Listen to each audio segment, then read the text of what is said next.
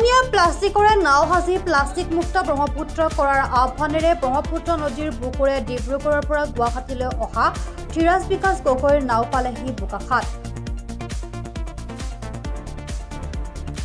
বোকাখাতৰ ধনশিৰি মুখত কাজিৰঙা ৰাষ্ট্ৰীয় উদ্যান কৰ্তৃপক্ষৰ বাধাৰ সন্মুখীন ধীৰাজ বিকাশ গগৈ। অজ্ঞাত কাৰণত কাজিৰঙা ৰাষ্ট্ৰীয় উদ্যানৰ কাষেৰে ব্ৰহ্মপুত্ৰৰে নাও চলোৱাত বাধা উদ্যান কৰ্তৃপক্ষৰ।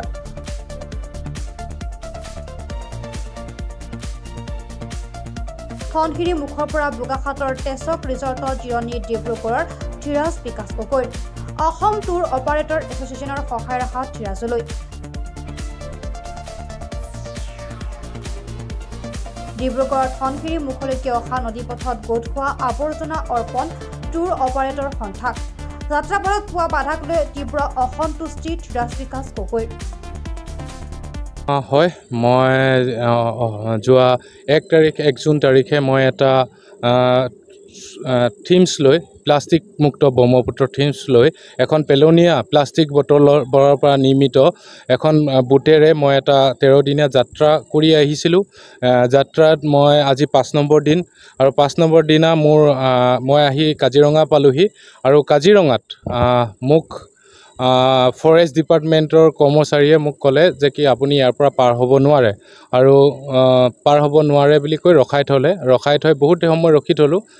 তাৰপিছত মই তেখেতলোকক ৰিকুৱেষ্ট কৰিলোঁ যে কি মই ইয়াৰ পৰা ক'ত যাম, কি কৰিম। তো তেখেতলোকক মোক কিবা এটা সহায় কৰি দিয়ক। তেখেতলোকে অলপ আগবঢ়াই দিলে ধনশিৰি মুখলৈ। যিহেতু মই ধনশিৰি মুখত নোপোৱাৰ প্ৰায় 20 কিলোমিটাৰ আগত মোক ৰখাই উভতি যাবলৈ কৈছিলে, কিন্তু মই তেখেতলোকক ৰিকুৱেষ্ট কৰিলোঁ যে কি মই ক'ত যাম, কি কৰিম, কেনেকৈ কি কৰিম, একো অপশ্যনেই বুজি নাপাইছিলোঁ। মোৰ কামেই নকৰা হৈ গৈছিলে যেতিয়া মোক ৰখাই দিলে। তাৰপিছত মই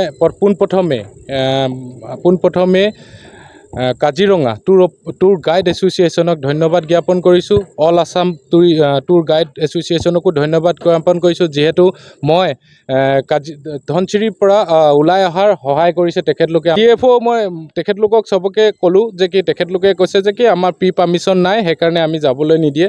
ঠিক আছে, মই ভুল হৈছিলে। মই কিন্তু ভাবিছিলোঁ যে কি এইটো নেশ্যনেল হাইৱে ৱাটাৰৱে 2 বুলি ভাবিছিলোঁ। যিহেতু মই ৱাটাৰৱে ব্ৰহ্মপুত্ৰৰ ফালেদি যাম, মই কাজিৰঙা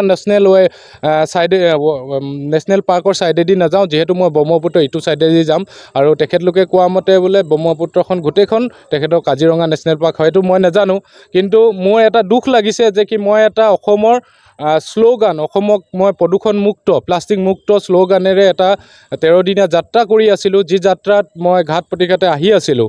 হয়, মোক এই ৰখাই দিয়াৰ কাৰণে মই এতিয়া ট্ৰাকত আনিছোঁ, আকৌ চিলঘাট যাম। মই এই যাত্ৰাটো সমাপ্ত কৰি নিদিওঁ, কিন্তু মোৰ এটা লক্ষ্য বান্ধি লৈছোঁ, মই গুৱাহাটীত যাম। কেলৈ কি অসমবাসীৰ আশীৰ্বাদ আছে, সেই আশীৰ্বাদ লৈ মই এই যাত্ৰাটো আধাতে কেঞ্চেল নকৰি মই এতিয়া নতুনকৈ চিন্তা কৰিছোঁ যে কি মই ইয়াৰ পৰা ট্ৰাকত উঠাই চিলঘাট যাম। চিলঘাটৰ পৰা মই আকৌ কণ্টিনিউৱাছলি কৰিম। কিন্তু মোৰ মনত এটাই দুখ লাগিলে যে কি যি কাজিৰঙা কৰ্তৃপক্ষ আছে তেখেতলোকে এটলিষ্ট আমাক সহায় জনাহেঁতেন ভাল লাগিলেহেঁতেন, যে তেখেতলোকে এখন বোটেদি এস্কৰ্ট দি আমাক যদি পাৰ কৰি দিলেহেঁতেন। মই তেতিয়া ভাবিলোঁহেঁতেন যে কি হয়, চবেই অসমৰ কথা ভাবিছে, আমি অসমৰ কথা ভাবি কাম কৰি আছোঁ। কিন্তু এনেকৈ হ'লে যে কি অসমৰ যদি কাম কৰিবলৈ কিছুমান ব্যক্তি এনেকৈ পাৰ্মিশ্যন ল'ব লাগে, সেইবুলি হ'লেতো কোনো অসমৰ বিষয়ে কোনো আৰু এদিন চিন্তা কৰাৰ মোৰ মনত আকৌ এটা ভাৱ আকৌ উদয় নহ'ব। বোকাখাতৰ পৰা ভূপেন হাজৰিকাৰ ৰিপৰ্ট, পাৰ্ট টাইম ডিজিটেল।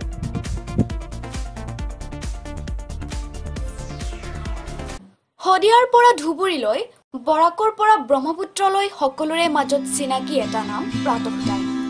থলুৱা ভাষা, কৃষ্টি আৰু সত্য বাতৰিৰ আধাৰত প্ৰতিষ্ঠিত খবৰ প্ৰাতঃ টাইমৰ প্ৰতিটো বা বাতৰি পুংখানুপুংখভাৱে চাবলৈ Facebook, YouTube, website, Twitter, Instagram আৰু ব্লগাৰ পেজত লাইক আৰু ফ'ল' কৰক।